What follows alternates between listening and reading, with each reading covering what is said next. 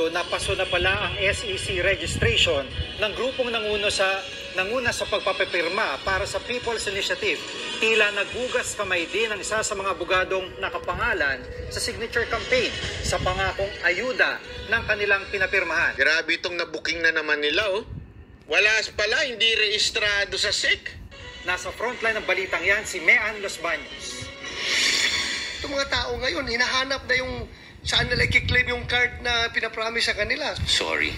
Ha? Nagsorry si Atty. Anthony Abad nang humarap sa pagdinig ng Senado kaugnay ng umano'y bayaran sa pagpapirma sa People's Initiative para sa charter change o pag-amyenda ng saligang batas. Isa si Abad sa mga petitioner at makikita ang pangalan niya sa pinaikot na signature sheets sa iba't ibang distrito para sa Chacha. Nasa pagdinig din ang ilan sa mga pumirma sa petisyon pero gustong bawiin ngayon ang kanilang pirma. Nalinlang daw sila sa 1,500 pesos na pangakong tulong. Pero giit ni Abad, wala siyang alam sa alegasyong suhulan. Hindi rin daw siya miyembro ng grupong PIRMA o People's Initiative for Modernization and Reform Action na siyang nanguna sa pagpapapirma sa People's Initiative. Advisor lamang daw siya ng grupo dahil advokasya niya ang charter change. You have no involvement, but you are the single name on the signature sheet. Grabe, Because of the alphabetical order of the petitioners, my name was put at the top. Gaya ng grupong pirma, nakausap din daw ni Abad si House Speaker Martin Romualdez. Did you also meet with Speaker Romualdez? I met him also. I just accompanied Mr. Oñate and Kong Rufus, and he just thanked me for participating. Giit niya, wala siyang alam sa nilalaman ng ipinakalat na signature sheets. Sagot mo lahat. Fraud, pati yung panliling lang, pambobola, yung suhol, yung pera ng gobyernong ginamit. Kaya mo lahat yun. I did not join this to engage in fraud. Nangyari na nga eh. Ang daming nag-testify na gano'n ang nangyari sa field. So pananagutan mo yan. Kasuhan nyo na. Kinwestiyon naman ng mga senador na pirma kung bakit hindi direktang nakasaad na pag-amyenda sa economic provisions ang nakalagay sa signature sheets. Katwiran ni Pirma Lead Convener Noel Oñate, that will be decided by the Constituent Assembly. Yan, isang sinungaling. Hindi niyo pa kung alam kung anong gusto niyong palitan sa Constitution. Basta ang importante lang ho, maalis yung, ma-diminish yung power. Alam mo, eto dito booking na booking siya eh. Alam mo ba Mukha sa mo, People's Oñate, booking ka na. Dapat nandoon mismo yung gustong i-amend sa Constitution? Nandun dapat nakasulat yun. Tapos ang sabi niya, it is for the committee to dun sa mga ang magbabago. Kuya, naintindihan mo ba ibig sabihin ng PI? Ito, kinonfirm ko ito eh. Kinonfirm ko ito PI talaga is sa mga putang ina ka. abogado. Yun ang Talagang sabi nila, naintindihan ko sa iyo, Oñate. Kasi yun na nga yung pinirmahan ng tao eh. Hindi mo sinong gago na pipirma na walang laman? Halimbawa, sa kontrata, gagawa ka ng kontrata. This contract is between Mocha Girls and the producer. Ito. Tapos, walang laman sa gitna. Tapos sa baba, signature ko, at saka signature ng producer. Sinong tangang gagawa nun?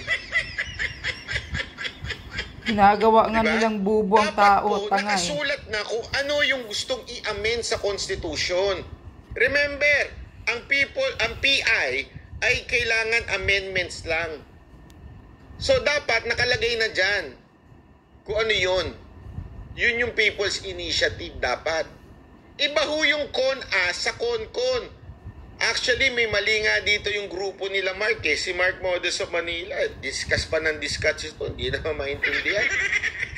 Kasi daw, ang sabi doon, sabi ng group, ito ni Mark, pati yung mga tatanga-tanga niyang followers, sorry pero totoo boboto rin naman ng taong bayan in the end. Tama naman sila na boboto rin yung taong bayan in the end. But, ang magdi-decide kung ano yung pagbobotohan nila ay pag naayos tong PI ho muna tayo, huwag na muna sa CONAS at saka CONCON, magkaiba ho yun. Sa PI, ang mag-aano niyan, it's either Senate President or the Speaker of the House. Dito, talong-talo kasi sa numero nga. Talong-talo ang Senate. So definitely yung Speaker of the House. Alam naman po natin na kontrolado ng Speaker of the House ang House, ang mga congressman, di ba? So in other words, sila ang magdi-decide which amendments ang isasama doon sa bobotohan. Yes, boboto ang tao, pero since hindi na nila maiintindihan dahil kulang na sa oras yung pagpapaliwanag. Kasi ang sabi nga sa akin ng mga abogado, dapat ipinapaliwanag muna yan. Kailangan sa tatanungin mo, ano ba problema sa konstitusyon na to? Ano ba yung planong i-amend sa konstitusyon?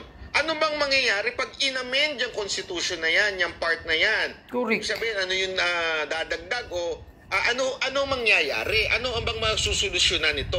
Paano mo ipapaliwanag sa taong bayan yun? Tapos boboto taong bayan.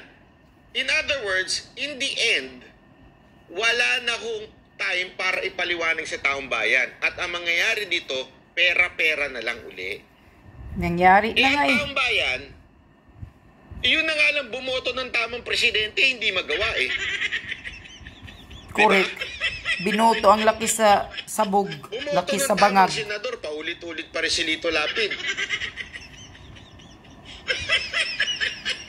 Bumoto pa kaya ng amendment sa Constitution without explaining to them and no enough explanation. Hindi sapat pa ang panahon. Ano sa tingin ninyo ang gagawin ng taong bayan na pagboto? Nga. Kung ano yung ibibigay sa kanila, yun na iboboto nila. Yun ang gusto kasi ng Kamara. Na daanin sa pera itong konstitusyon na ito. Correct. Dahil marami nga silang nakukuhang pera ngayon. Maraming naibulsa si Tambaluslos.